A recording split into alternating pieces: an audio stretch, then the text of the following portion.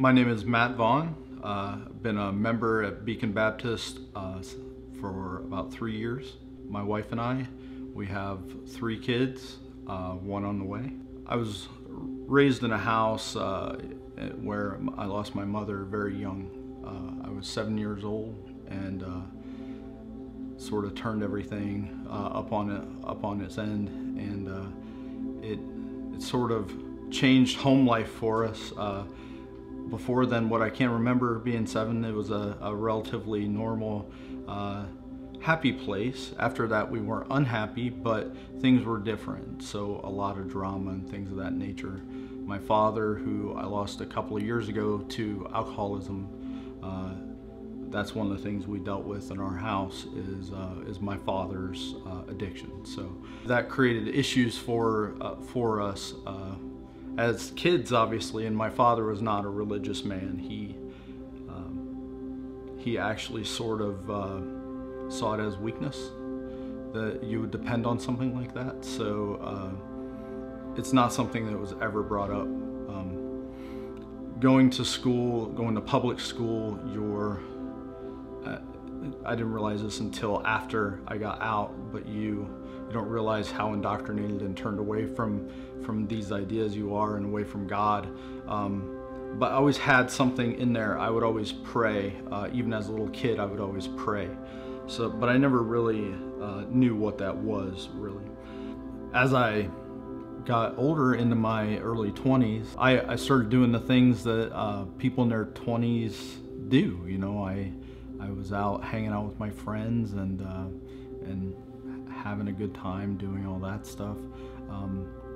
And then all of a sudden Friday night turned into Friday and Saturday, and then Friday and Saturday turned into drinking and things at home. When I was on my own, I was doing that. I realized at the time that I was following in the path that my father had gone down, and he was going down at the time. So I started to become depressed. It's something I dealt with when I was a teenager as well, depression. I was often to the point where I was close to suicide. And it's funny, anybody who knew me at the time, they would never guess that. I was, in fact, I'm typically the person cutting jokes and doing things like that, while at the same time just destroyed on the inside. And I was dealing with this for a while, just doing the things that the normal society told me I should be doing. After a while, I got to a place where I knew I had to break the cycle somehow. So what I did was I actually I decided I was going to buy a small house so far away from all of my friends that it would be tough for me to get to them to do the things that I knew I had to get away from. And I decided I needed a change. Well, something that always weighed on me in the back of my head is when I get in these tough times, I always pray to somebody, who is it? So I decided to reach out when I moved to this small town, reach out and just see what was out there. If for nothing else, a sense of community. And I called the church, it's Carrollton Baptist Temple in Carrollton, Ohio. The pastor there was Dr. Stan Anderson, and I called and he was excited, and he invited me in. He came out that night. I met him. It was in the evening and it was dark, and he was very gracious to me. He walked me around, showed me around the church, just him and I. And then we sat down in his office, and he just started talking to me, and I just told him that all those things I was doing, nothing would fill that hole.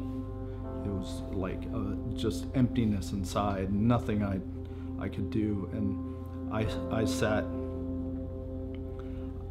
in this man's office I'd never met before, and I wept. He talked to me for a bit, and he invited me back the next Sunday to come in, and I was a little hesitant. I I had gone to church a couple times as a kid, but my first time as an adult. So I walked in and I went and found him, and he showed me to a Sunday school class, and I was immediately just warmed by the people and their reception of me and taking me in. One of those people actually is my wife now, who actually came and welcomed me in and invited me back again. I'm in engineering, so I'm a show me person, and more of a scientific approach to things. I want to be able to see it. So I went to church for a couple of months, and people kept telling me they're praying for me. It really didn't mean anything to me at the time. So they're telling me this. So I one night I'm at home and I said, God, if you want me to get this, you have to show me. So actually Dr. Anderson was out of town. His son-in-law, Tim Kaler, was preaching that morning, and I was standing there and at invitation time, and I felt like I got kicked in the chest. I was shaking. I was bending over the pew. I had no idea what was going on. So I didn't get saved that morning, but I called him, Tim Kaler, later that day. He met me at the church, and I got saved at the altar that afternoon.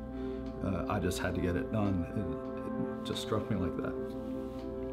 The immediate thing that happened was being an alcoholic and also taking antidepressants to try to keep myself from doing things that I didn't want to do. That hole was filled, and it all went away. And it wasn't like it took weeks or a month. It was gone just like that. People say it as a, that they're trying to tell you that this is something that could happen. You're looking at somebody it did happen to. It was gone immediately. I had a pretty dirty mouth, actually, and that's a habitual thing that is really hard to get to go away.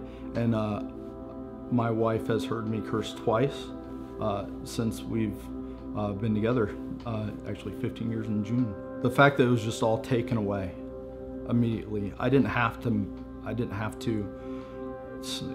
work on it. It was, God just took it off of me. And the life that I have today, it all comes down to making that decision that day. God has just blessed us over and over again, and I don't know what to say. I don't deserve it.